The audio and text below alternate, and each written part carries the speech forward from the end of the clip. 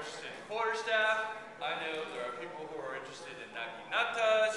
I know there are people who are interested in Chinese Shaolin spades. That's not what this class is. This class is working on spears. Okay? Where's Carl? Hi, Carl. The spear, besides the rock and the stick, is probably one of mankind's oldest weapons. And every civilization, every country, every culture has a version of the spear. The spear probably came about because the good old Neanderthal man, Ugg, and Grug. Okay? Ugg is bigger than Grug. And every time they would bang and beat up an animal and eat it, Ugg would get the bigger share. Darn him. Grug would try to get more, but he would get beat with a stick. And he would go home all sad. One day, Grug, with a stick over the fire with some meat on it, is cooking it, and he says, wait a minute. If my stick has a pointy, I can put a piece of meat on it and cook it. If it has a pointy, maybe I can use the pointy against Ugg. So he came, and he has a stick, a very short stick, and of course, he gets his butt beat. It's not working. So one day, he's sitting there, he's thinking, because you know what? He's not as big and as tough, but he's smart. He says, now, hey, he's cooking, and all of a sudden the fire flared up. Fire flared up. It's too hot. I can't cook the food. If I don't cook the food, I'll starve. What can I do? Darn it. I need to keep away from the fire. I'll get a longer stick. Hey, if a longer stick keeps me away from the fire, maybe a longer stick will keep me away from Ugg too. So he got a longer stick, put a pointy on it, and Ugg got stabbed in. And Grog had all the food. Yay! The moral of the story, of course, is sometimes it's better to be smarter than it is to be bigger and stronger. Okay? Again, every culture has a version of the spear. And yet, strangely enough, there are various different ways to use the spear depending on what culture you came from. Okay? However, let's talk about some common beliefs and let us dispel some common myths and let us get a few things down on the record as to really what was done and how spears were used. First and foremost, the very first spears that were in existence were used to be thrown. Yeah. You can throw them, okay? Yeah. It was not... Cold?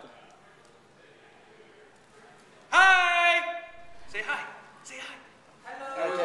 It was not until old Philip of Macedonia decided, I have all these troops, they have all these spears, let's make them 18 feet long and march in formation, that formation fighting with spears and pikes happened.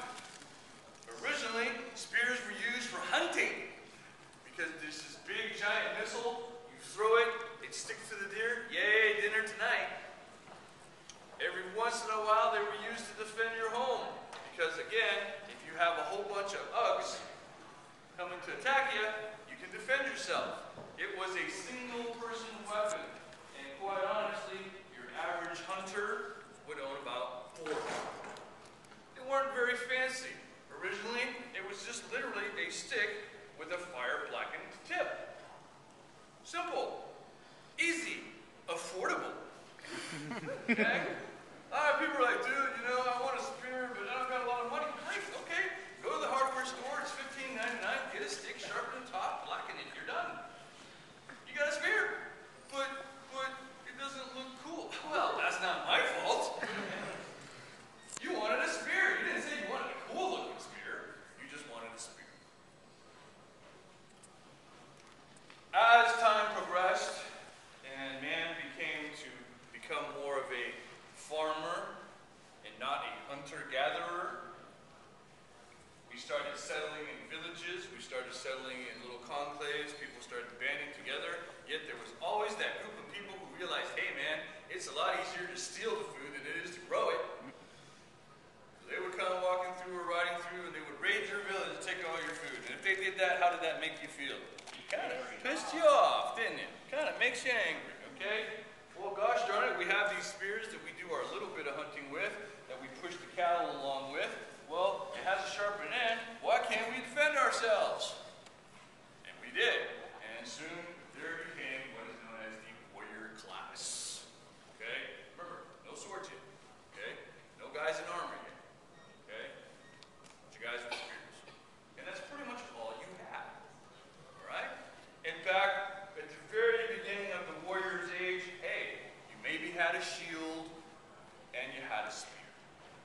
Then maybe you had a club or a stone axe. Okay? This was your typical armament. That's all you had. That's all you really needed. Why? Because we didn't really have a whole lot of armor besides leather. Okay? Quite honestly, how many people, once again going back to Spike TV, Deadliest Warrior, how many people saw one where they had the Spartan spear go through a body and they actually tied it? How many pounds did it go through at? Anybody remember? Like 800? Okay, the actual thrust was 85 miles per hour. Okay, at about 125 pounds of piercing pressure from one dude with arm.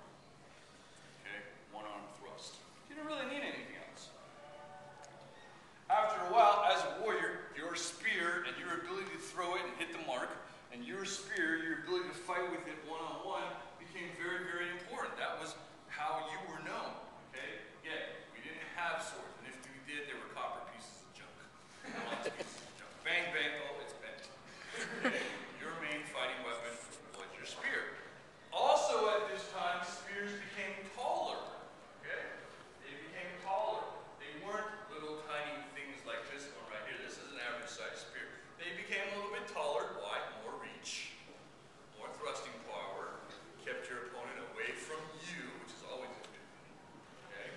And it was just easier to get to your opponent.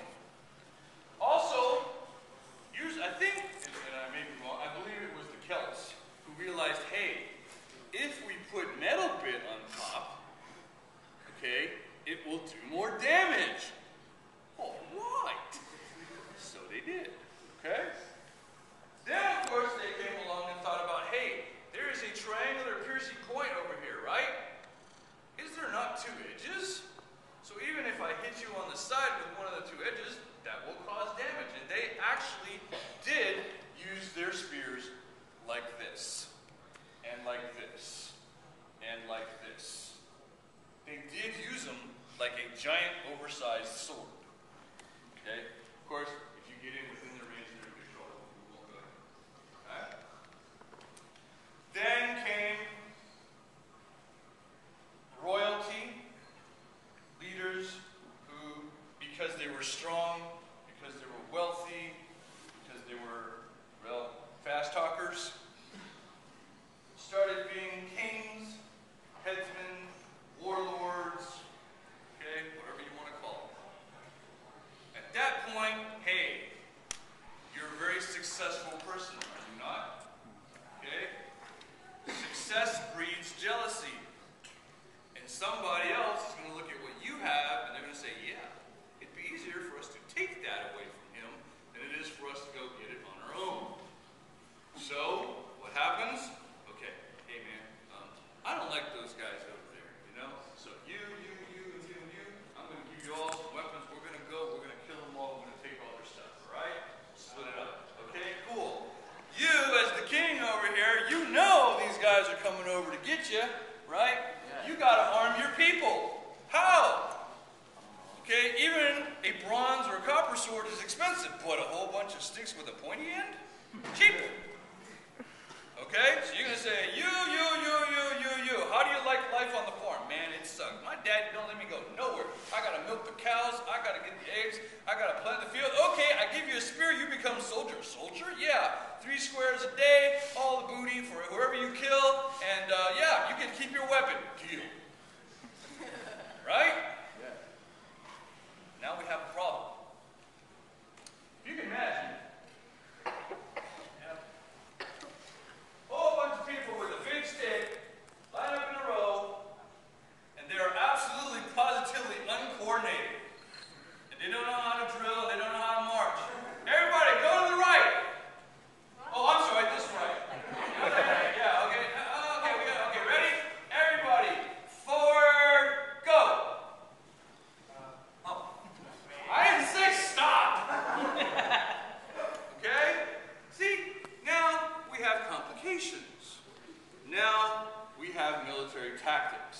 Now we need to learn how to drill with our spears.